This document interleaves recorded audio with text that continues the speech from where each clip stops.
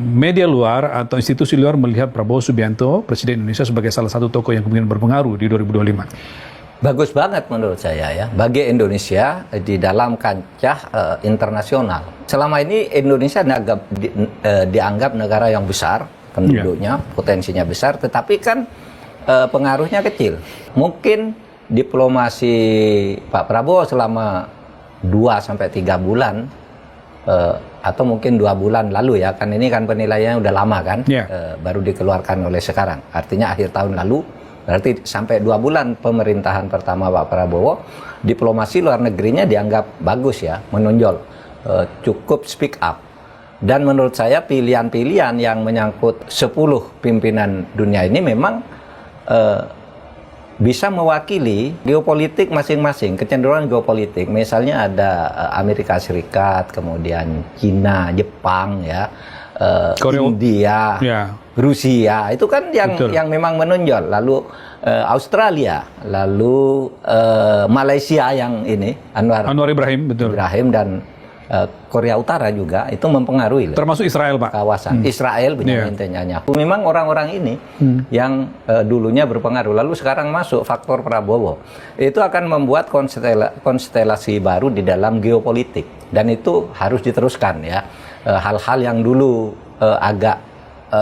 kita agak lemah diplomasi luar negerinya, sekarang tahun 2025 ini harus dimanfaatkan betul, karena pasti akan menjadi salah seorang yang betul-betul berpengaruh.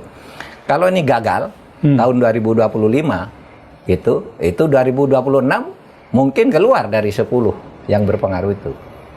Nah, dulu kita kan pernah menjadi pemuka kawasan ASEAN kan dulu kan, kan itu. Nah, seperti itu dulu kan berpengaruh sekali. Sesudah itu meredup gitu. Sekarang kita bangun lagi. Jadi ada peluang untuk kembali kepada nama besar Indonesia di kawasan ya, yang pernah dulu muncul. Bagus.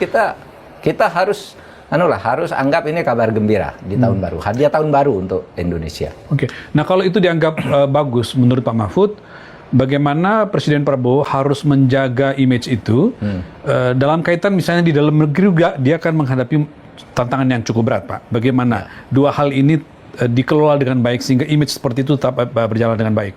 Oke. Apa yang dilakukan Pak Prabowo sehingga masuk 10 besar itu kan karena statement-statementnya yang tegas, memposisikan diri Indonesia. Itu baru penilaian pada tingkat statement. Sebenarnya di dalam negeri, pada tataran statement, Pak Prabowo itu juga bagus loh. Bagus sekali, terutama pandangannya untuk membangun Indonesia kemakmuran, pemberantasan korupsi itu kan tegas sekali. Nah, terus apa yang harus dilakukan baik yang luar negeri maupun yang dalam negeri adalah konsistensi. Konsistensi apa yang sudah diucapkan di luar negeri dihargai, di dalam negeri juga dinilai bagus, sekarang implementasinya di lapangan. Nah, ini harus mulai ditunjukkan. Ya, Pak Prabowo sih menjanjikan, ya lihatlah sesudah 6 bulan kan gitu. Ya, katanya setelah 6 bulan. Berarti kira-kira 3 bulan lagi kita akan melihat gerakan-gerakan baru dari Pak Prabowo. Gitu.